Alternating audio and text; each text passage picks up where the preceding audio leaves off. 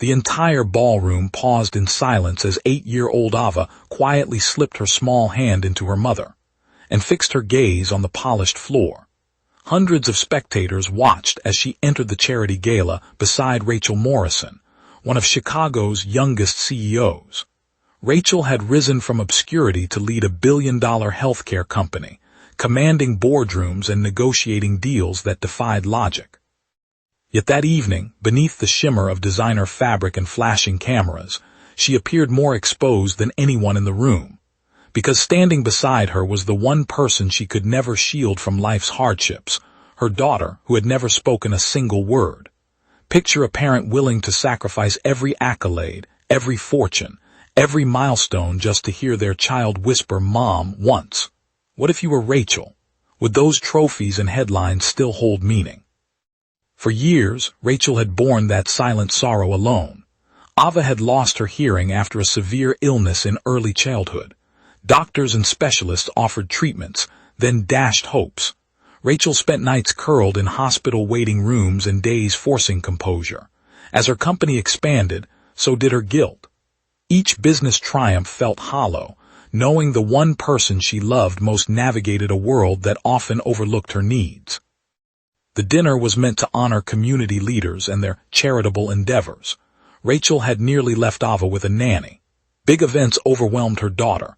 Polite smiles from guests quickly faded when communication grew challenging. Ava had grown accustomed to being the quiet child in crowded spaces, yet something compelled Rachel to bring her. Perhaps she was weary of shielding her from a world that needed to embrace compassion.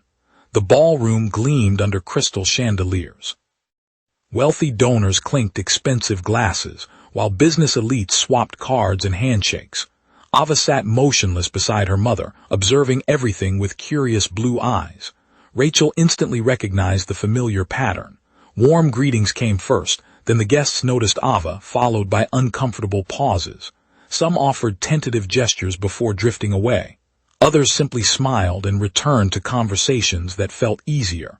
Ava lowered her gaze. Rachel's heart ached with each glance. Across the room stood Michael Carter. Unlike most attendees, he wasn't a CEO or politician. He'd been invited for his work leading a youth center on Chicago's South Side. Michael, a single father raising a 10-year-old son after his wife's tragic death years prior, had endured hardship that many wealthy guests couldn't fathom. There were months he juggled 2 jobs just to afford groceries, nights when grief weighed so heavily sleep eluded him. Yet struggle had gifted him something few possessed, the capacity to truly see others.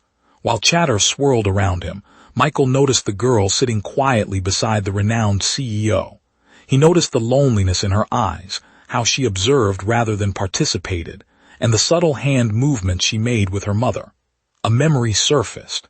Years earlier, Michael's late wife had taught American Sign Language at a school for deaf children. He'd learned it simply to support her passion, never imagining its relevance. As dinner resumed, Rachel excused herself to meet event organizers near the stage. For a moment, Ava sat alone. Most guests overlooked her. Michael did not. He crossed the room slowly. Guests assumed he sought to meet the famous CEO. Instead, he knelt beside the girl. Ava glanced up cautiously. Then Michael smiled and gently raised his hands. The next few seconds transformed everything. Fluent in sign language, he asked a simple question. "How are you tonight?" Ava froze, eyes widening. For an instant, she doubted her understanding. Then something extraordinary occurred, a radiant smile spreading across her face, brightening the entire room. She answered. Michael replied. Suddenly, the silent girl who'd spent the evening isolated became a child again. Her hands fluttered excitedly as she spoke of beloved books, her art, and her cherished golden retriever. She talked and talked and talked. For the first time that night, someone wasn't speaking around her, someone was speaking to her. Rachel turned from across the room and saw her daughter laughing, genuinely amused. The sight struck her profoundly. For a heartbeat, she couldn't process what she witnessed. Then she noticed Michael's sign language. Her eyes flooded with tears. The room vanished. Business deals, investors, awards, cameras, all dissolved. All she perceived was her daughter finally feeling included. Rachel quietly returned to the table and observed. Ava didn't notice her mother. lost in conversation with someone who understood her. That realization made Rachel weep harder. Years of exhaustion, guilt, and fear crashed over her. She'd expended so much energy helping Ava fit into the hearing world, she'd forgotten how powerful it was when the world simply met Ava where she already was. As the evening progressed, Michael stayed by her daughter's side. Guests began to notice. Conversations paused.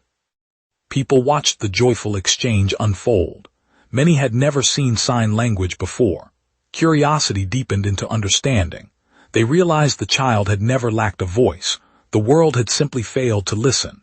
Later, Michael shared fragments of his story with Rachel, his wife's passing, raising his son alone, the arduous years that followed. Rachel revealed her own struggles balancing impossible responsibilities. Neither anticipated such openness. Yet pain has an odd way of recognizing itself. By night's end, they felt less like strangers and more like two souls who'd weathered storms no one else could comprehend. Before departing, Ava tapped Michael's shoulder, signing something that made him pause. His eyes grew wet. Rachel asked what her daughter had said.